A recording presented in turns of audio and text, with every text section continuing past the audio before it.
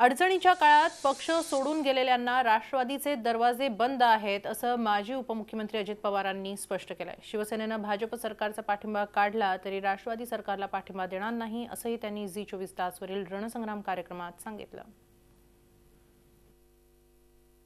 आपले एकेकाळचे अत्यंत खंदे सहकारी होते, ते लक्ष्मण जगताप असतील, आझम पानसरे असतील, आणखीन त्या भागातली सगळीच लोक, गावी पाचपुते, हे जर सगळे उद्या परत यायचं म्हणाले तर आपली भूमिका नेमकी काय असेल?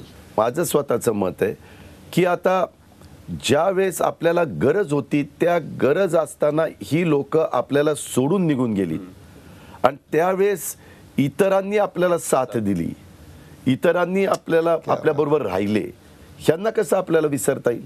नवीन कार्यकर्ते निर्माण करून लोकांना पण एक मेसेज द्यायचा आणि कार्यकर्त्यांना पण एक मेसेज दिला गेला पाहिजे की एकदा आपल्याकडनं हे गेल्यानंतर ह्यांना बाजूला ठेवून देखील आपण पक्ष पुन्हा चांगल्या पद्धतीने त्यांच्या पक्ष प्रवेशाचे, मान सन्मानाचे किंवा त्यांना सुधारण्याचे, इकडे यायचे मार्ग बंद आहेत, बंदच आहेत ना।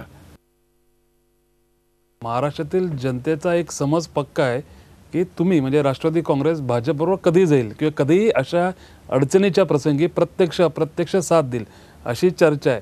आता हा समज आहे, चर्चा आहे, संशय आहे, तो एकदा काय तो जनतेचा दूर करून टाका, तुम्ही एकदा काय स्पष्ट भूमिका करून टाका। लोकांचा अजून तो गैरसमज आहे तो दूर होत नाही, जो समज आहे तो दूर होत नाहीये। लोकांचा कशाला तुम्ही पण प्रश्न विचारता त्याच्यावर तुमचाही दूर होत नाही ना। शेवटी तुम्ही म्हणजे कोण, लोक म्हणजे कोण, असे सगळेजण आपण त्याच्यामध्ये असतो।